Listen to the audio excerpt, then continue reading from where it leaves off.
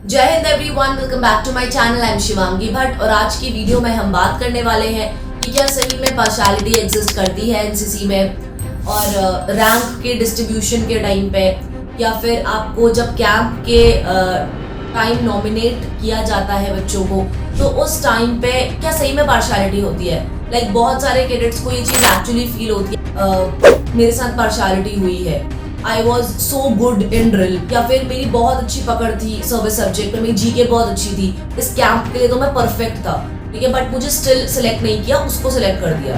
तो यार ये तो गलत है, this is partiality, this is favouritism. तो ऐसे करके ना बहुत बच्चों के दिमाग में चीजें आती हैं, ठीक है। तो let's dig deep into it कि एक्चुअली में क्या सीन है, फैक्टर्स क्या क्या होते हैं, why this happens, if this really happens then. देखो, सबसे पहली चीज जिसकी हम बात करेंगे that is giving your time in NCC. 97% total चीज का, जैसे कैंप में सिलेक्शन होना, रैंक मिलना, एनसीसी में आगे बढ़ना, ये सब आपका इसी पे डिटरमाइन करता है कि आपने एनसीसी को कितना टाइम दिया है।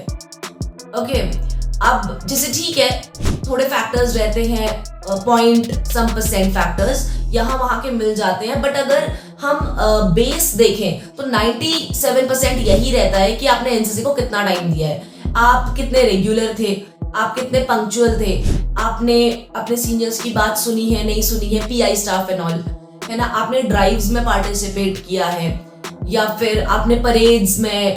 तो ये सारी चीजें हैं जो एक्चुअली में काउंट करती हैं। किसी बच्चे का इंटरैक्शन कैसा है, ठीक है, अगर मैं यहाँ पे बोलती हूँ इंटरैक्शन कैसा है उसके सीनियर्स, पीआई स्टाफ या ऑफिसर्स के साथ, तो और अगर हम इंटरैक्शन की रूट्स देखें कि इंटरैक्शन आप कैसे बिल्ड करोगे, तो इंटरैक्शन आप तभी बिल्ड कर पाओगे जब आप वहां पे जाओगे, आप अपना टाइम इन्वेस्ट करोगे और आप अपने ऑफिसर्स की या पीआई स्टाफ, सीनियर्स, इनकी नजरों में आओगे कि यार हाँ, ये बच्चा रिस्पॉन्सिबल है, ये बच्चा मतलब he is a good cadet. अगर आप उस गुड के नोशन में फिट करते हो, तभी आपके ज्यादा चांसेस बनते हैं कि आपको ये सब चीजें दी जाए। या फिर अगर हम एक्चुअली में देखें तो फेवरेट कैडेट्स कौन होते हैं। अगर मैं बोलती हूँ कि मेरा कोई कैडेट फेवरेट है, तो वो फेवरेट बना कैसे, बिहेवियर क्वालिटीज से ही, मतलब कोई भी बच्चा या कोई भी कैडेट, किसी भी कैडेट की बिहेवियर क्वालिटीज से ही कोई आपका सामने वाला जो पर्सन है वो अफेक्ट होता है और उसी की वजह से आप उसके फेवरेट बनते हैं, है ना। अगर हम एनसीसी की भी टर्म्स में बात करें तो इसका जड़ क्या है, इसकी रूट्स क्या है कि भैया आप एनसीसी में जाइए, आप अपना टाइम दीजिए।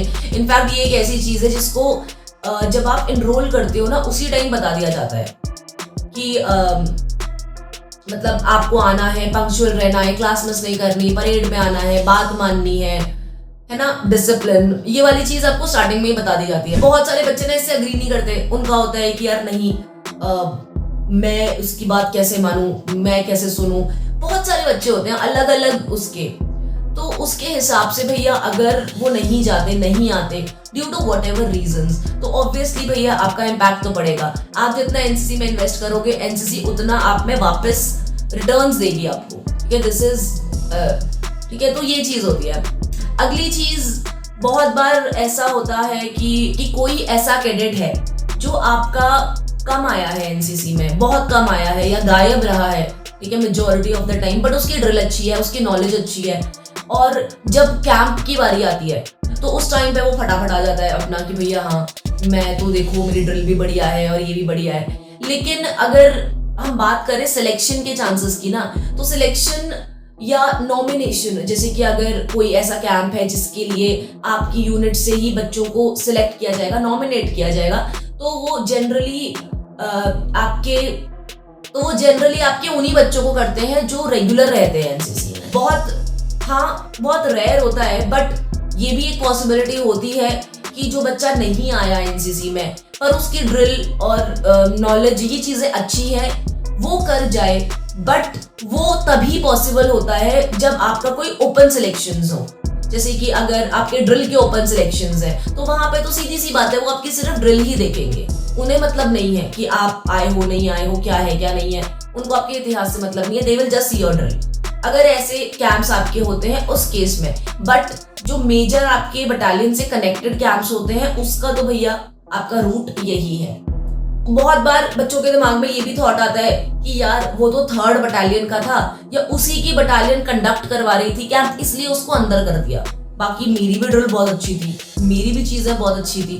बहुत बार बच्चों को ये चीज होती है, बट ये सिर्फ एक थॉट है। लेट्स से कि मेरे सामने बहुत सारे बच्चे सिलेक्शन दे रहे हैं और कोई दूसरी बटालियन का बच्चा है और उसकी ड्रिल बहुत अच्छी है। उसकी ड्रिल मतलब अगर मेरे बच्चे की ड्रिल 19 है तो उस बच्चे की ड्रिल 30 के लेवल पे, 30 के लेवल पे। So there is a big difference. तो ऑब्वियस सी बात है कि मैं चाह के भी अपने बच्चे को अंदर नहीं कर सकती। मुझे दूसरा जो कैडेट है उसको ही लेना पड़ेगा क्योंकि वो बेस्ट है। तो पहली चीज आपकी आती है कि आप कितना एनसीसी में आए हो, कितना आपने टाइम दिया है। अगली चीज आती है कि आपकी जो स्किल्स है वो कितनी पॉलिश्ड है, वो कितनी बेस्ट है। अगर तो जो पार्शियलिटी है एक्चुअली वो 19-20 पे एग्जिस्ट कर सकते हैं। जैसे 2 बच्चे हैं, एक 19 है, किसी एक का लेवल 20 है, ठीक है, थोड़ा सा there is a possibility. But अगर एक बच्चा बहुत अच्छा है, फार बेटर है, तो कोई भी उसको चाह के भी नहीं हटा सकता, अनसेलेक्ट नहीं कर सकता। तो ये वाला, क्योंकि वो चीज दिखती है सबके आगे। ओके, तो ये 2 फैक्टर्स हैं लार्जली जिसको मैंने नोटिस करा है। और अगर मैं रैंक्स की बात भी कहूँ तो रैंक्स में भी जैसे रैंक्स हमें पता है कि हमें 3rd ईयर में मिलती है, तो आपका 1st ईयर और आपका 2nd ईयर देखा जाता है। आपकी अचीवमेंट, आपके कैंप्स, ओके, आपकी रेगुलरिटी, तो ये सब चीजें इनकी भी पता है रूट्स इसी चीज में है अल्टीमेटली। तो ये 2 चीजें होती है जो लार्जली आपकी देखती हैं कि आप एनसीसी में कहां तक जाते हैं। So this was all in this video. I hope आपको वीडियो अच्छी लगी हो। मिलते हैं अगली वीडियो में with a fresh new topic. Till then, take care. जय हिंद।